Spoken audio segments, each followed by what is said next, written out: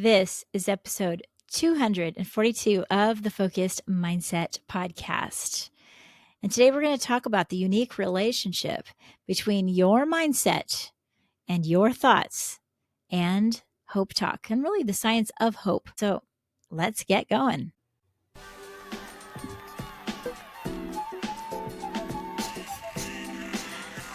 This is the podcast that we adjust our mindset so we can build strong connections and have amazing conversations using the solution-focused approach. I'm Cher Kretz. I'm a school counselor, I'm a TEDx speaker, and I'm a solution-focused specialist. And on this podcast, we take our thoughts captive and we look at ways that we can rise up and be the person we were always meant to be, not only for ourselves, but for those that we serve. You can jump over to our website, thefocusedmindset.com, to learn more about our products and services, or over to Amazon to get the journaling notebook, 30 Days to Higher Hopes. Let's get started. Thinking a lot about the relationship between the science of hope and our taking care of our mindset, and really the concept of hope talk, and not in the traditional sense of having hope talk in a solution-focused counseling session, but really allowing us to live in the space where we are always practicing hope talk. We're practicing hope talk for ourselves, which allows us to renew our mind and think differently and listen differently and process information in a brand new manner where we're able to see the hopeful things around us. Now, this is such a helpful skill to anybody who is a solution-focused therapist, counselor, coach, because we are called in our session to be able to listen differently. We want to listen with a solution-focused lens. And in order to do that, we need to hear the hopeful things that are being said around us, to us. We need to be able to gently bring that out in the most unintrusive way so the other person that we're speaking to can change their mindset and look at something differently.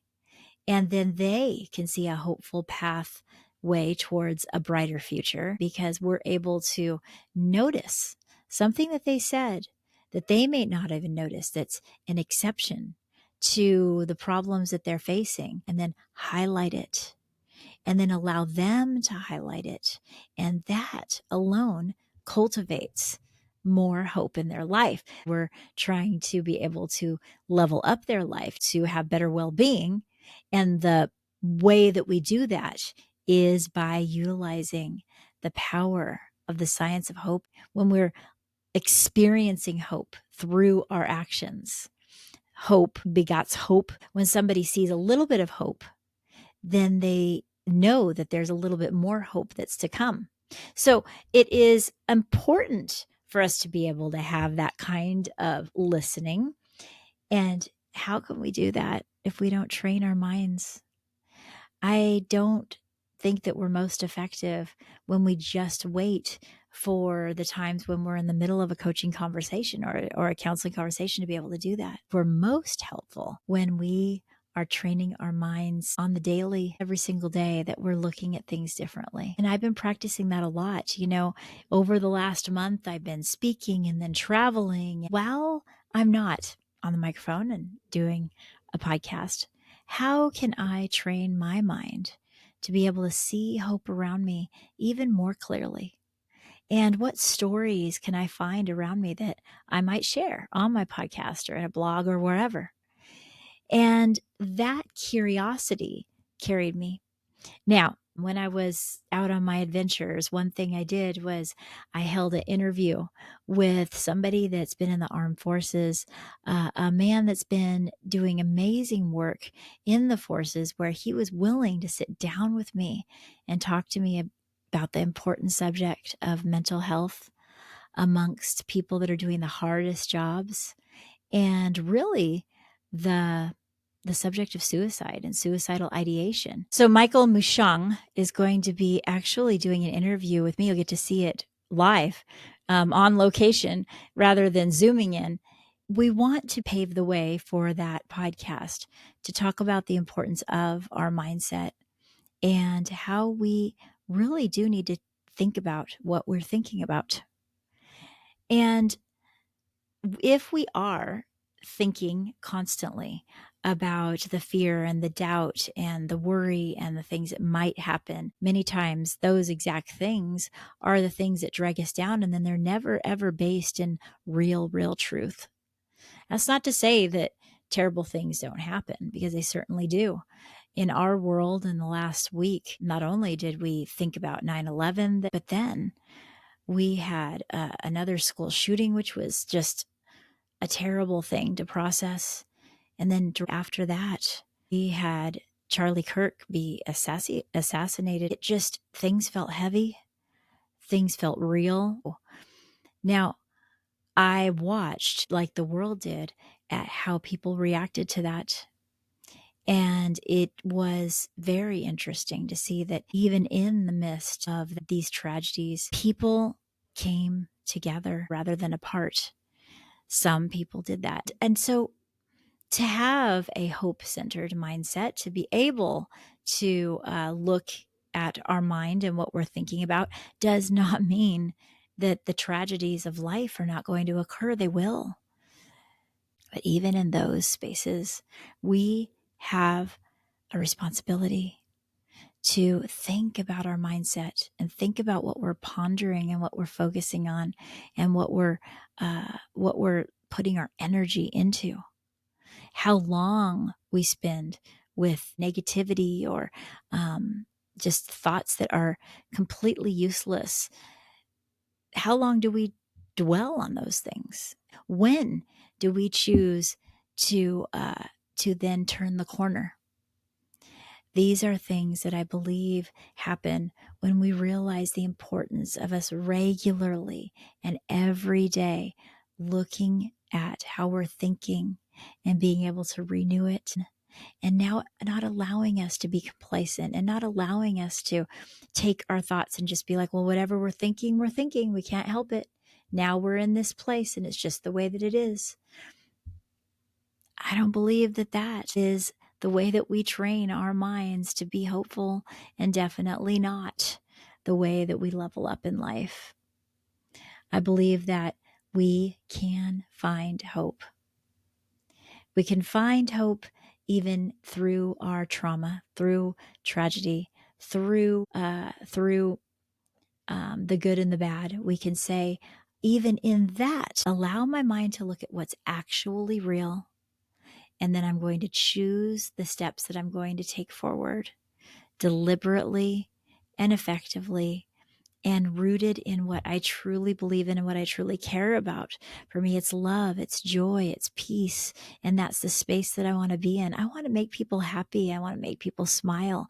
Sometimes I want to be able to be more bold or less bold in some situations if I'm just saying too much. But I want to be able to pause and say, what does renewing my mind mean today? What does noticing hope mean today? How can I train my mind to see those exceptions that are out there? We can, and we should. If there's one side of a coin, there's always the other side. Life is 50-50. And what we lean into and what we see is what will happen more. One of the key cornerstones of hope is that hope begets hope. That begets hope. When we see hope, we can see a little bit more of a hopeful future, which means we can see a little bit more of a hopeful future. Every little step towards hope opens up the door to the next bit of hope, which ultimately allows not only us, but the people around us to be able to live a richer, fuller, and more fulfilling life, and really just a life that they're able to be hopeful. And that's huge. I mean, hope is really just, like I said, the way to get there. Now, let's remember that hope is having goals with both a willpower and a way power to get there, right?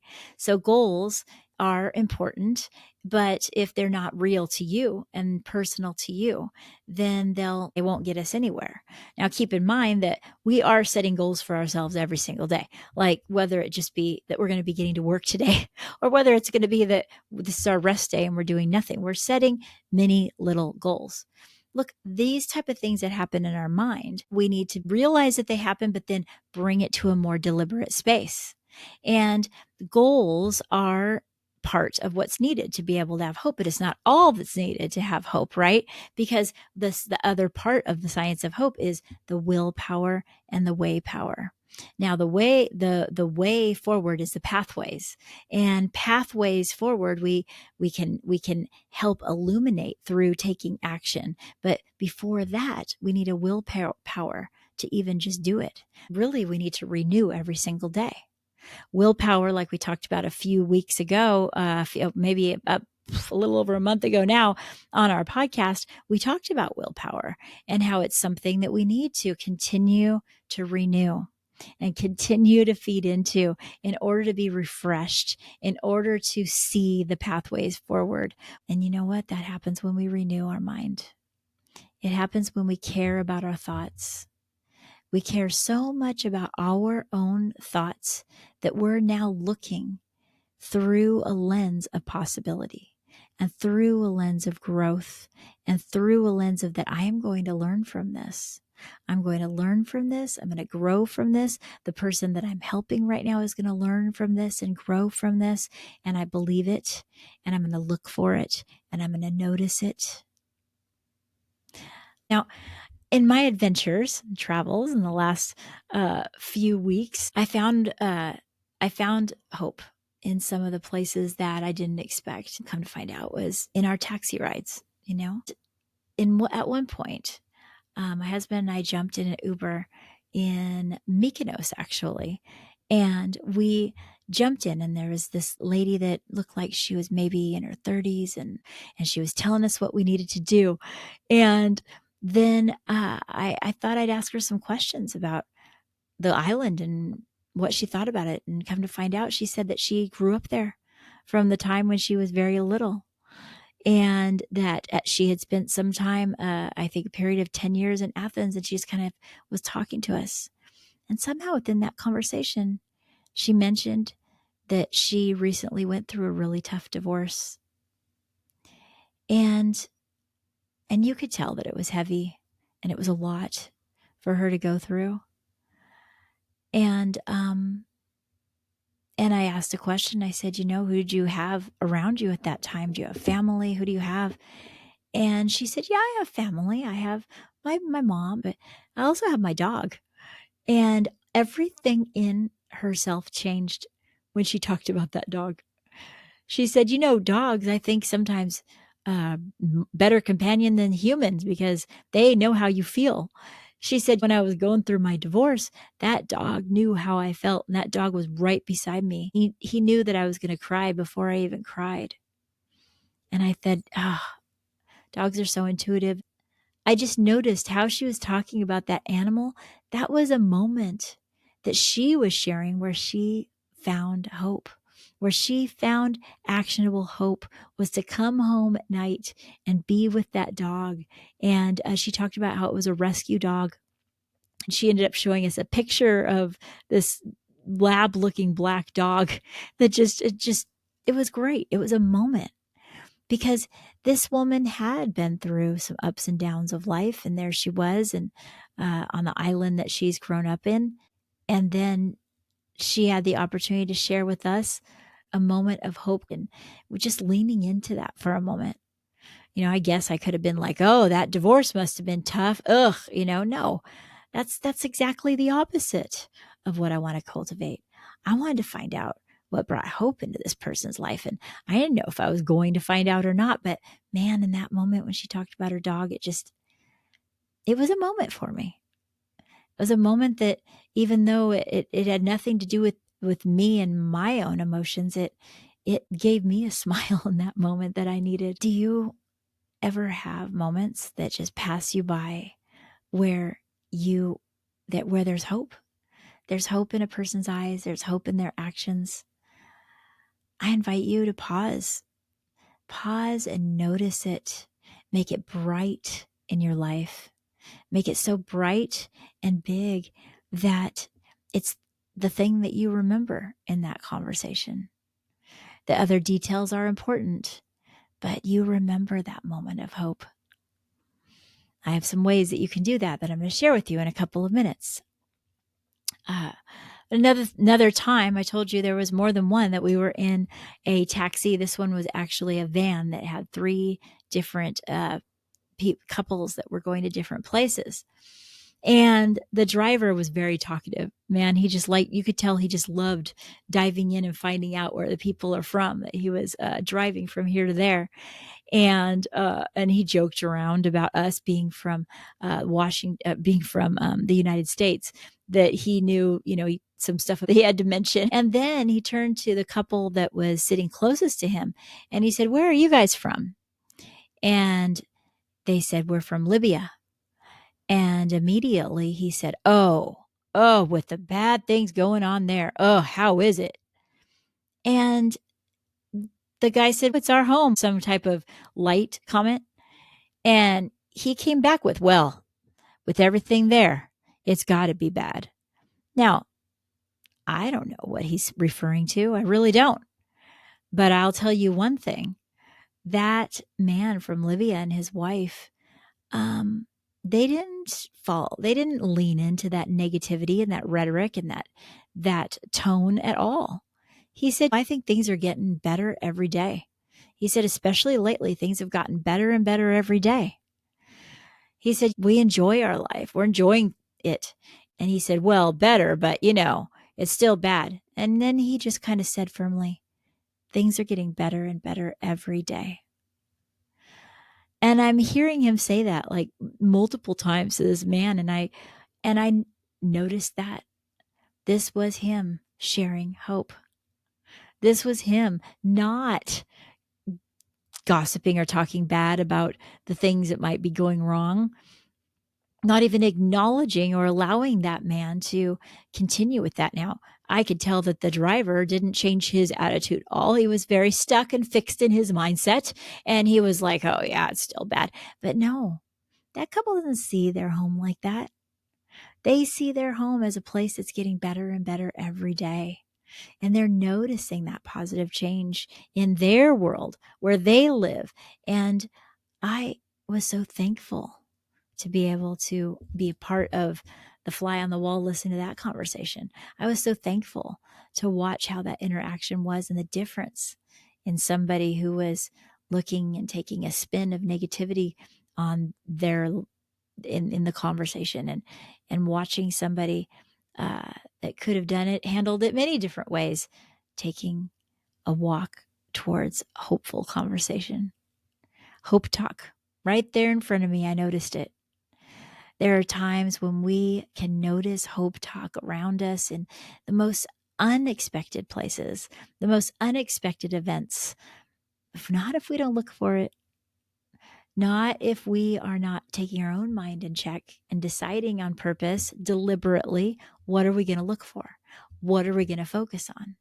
I, for one, I really have the desire when I'm out places where I want to make people smile, even if they're having a bad day, even if they are the reason that I'm, I don't know, waiting in line too long or something like that.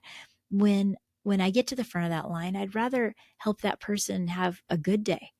And that's just where I'm at. But if that's a value of mine, then it's up to me to put that into practice and not allow my grumpiness to get in the way of that. And I had a lot of moments to practice that during the last few weeks of our travels. And I don't want to leave you without some practical steps. And I'm going to give you a little preview of a chapter that I'm writing for my book right now called Hope Work.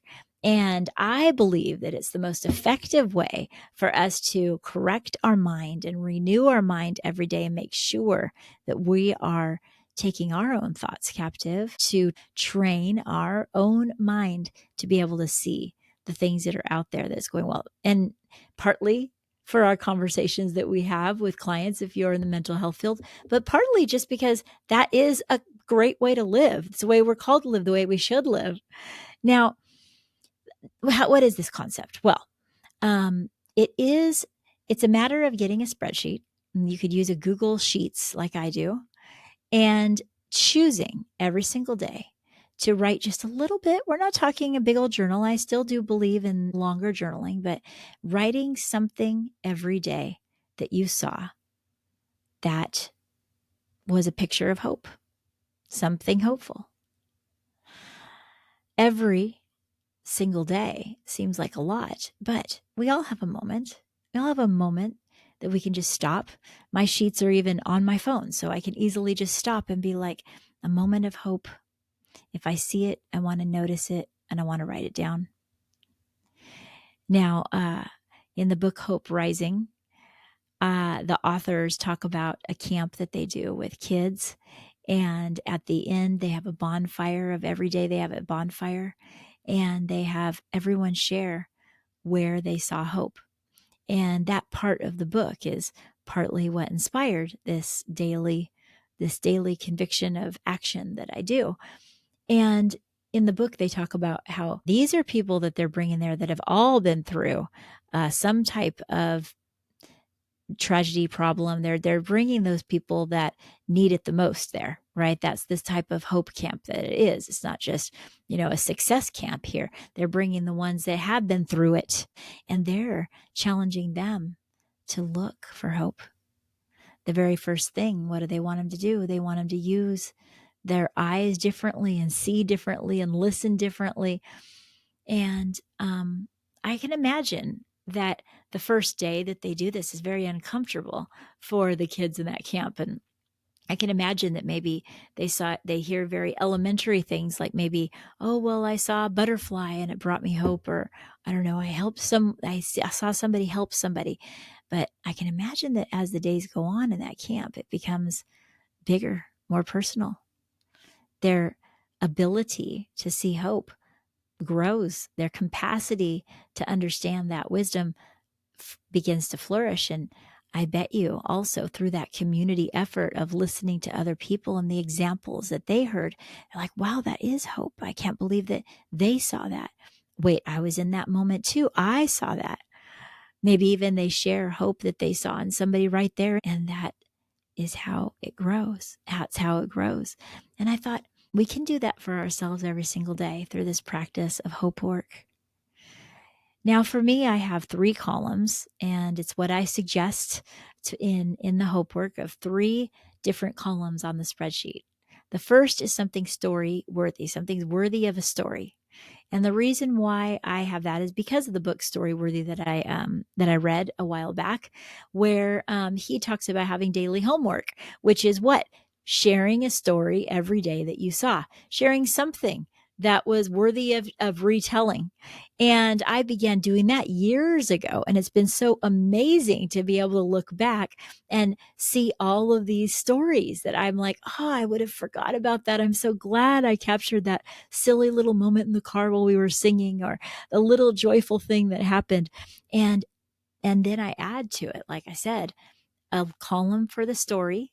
So I have a story worthy moment and I'll jot that down. And then I have a hope moment. And then the last column is insight. Is there insight that I was able to extract from any bit of studying that I was doing, or reading that I was doing, or listening to a video, or even just something that came upon me, a moment of insight that I want to remember? Look, we don't need to wonder how we can do this. We can put it in practice with something as simple as this. You can start a spreadsheet and start practicing this daily hope work. And when you do, you are taking action to renew your mind each day, and to take your thoughts and really take care of your thoughts, and not only capturing the ones that aren't going so well, because that needs to happen too. We need to be real. We need to be real with our thoughts and say, sometimes this isn't going well. It needs to be adjusted. It needs to be changed. We need to be realistic here. But after we do, we don't stop there. We say, what does it need to move towards? And so practicing something like this, it's inevitable that you're going to be training your mind to have hope talk within your own mind, your own hope talk every single day. And we know the power of hope when we talk about the science of hope and why it's so important in our lives. You might not know that there are some pretty amazing studies out there that even talk about when someone has high levels of hope, it's the best predictor of even whether they're going to get through their first daunting year of college. And it's a better predictor than any of the tests that they take, because it's our ability to sustain and move forward and keep going when things are tough. It's even more, it's a different type of thing than even resilience in that matter, because it moves us. If we're practicing it properly, it moves us. If it's moving you towards your faith, it's moving you towards your beliefs, it's moving you towards your most sacred place in your heart. That's only going to happen if you're choosing to care about your thoughts and the way that you think and how you're thinking. Because if you just let it go, it'll go to fear, it'll go to worry, it'll go to doubt, and all these things that are completely opposite of how we want to be, not only in our life, but as a solution focused coach and counselor. Look, it's not easy to listen with differently and listen solution focused, but it becomes easier when we've allowed ourselves to practice hope talk and care about our own thoughts, so we can notice the things that we need to notice in ourselves and in others. Wow, I've just had to keep myself in check so much. Not only because we were traveling, it was easy when you're traveling to amazing places to be able to see the beauty and wonder and be like, oh, there's so much hope out there. But not so easy to find it in the most unexpected ways. But we can do that. And then when I got back home and had to face some of the important decisions that I'm making with my daughter, I was reminded that I also need to think about things real. Am I handling things the way I want to handle things that fall in line with the person that I really want to be? Or am I beginning to act in fear of, oh, what if everything doesn't go right? And then project that upon my family. I have so many moments that I need to put myself in check. And I'm thankful for each one of those moments, because if I didn't do that, probably wouldn't be talking to you here today, would I? So, so let's take these moments, the good, the bad, the scary, the fearful, the unexpected, the life events, and let's know that in spite of those ups and downs of life, we can choose to care about our thoughts, to take those thoughts captive, and to choose hope talk. So, don't forget to follow the show. That's important. Makes a big difference. And I give you full permission to share this episode with anyone that you think needs to hear this type of message. We have many, many episodes on these type of subjects to focus on both hope and solution focused strategies and just overall mental well-being. And I look forward to talking to you next time in my interview next week that you'll be able to listen in on. And for now, it's time for us to go live solution focused. Till next time. Bye-bye.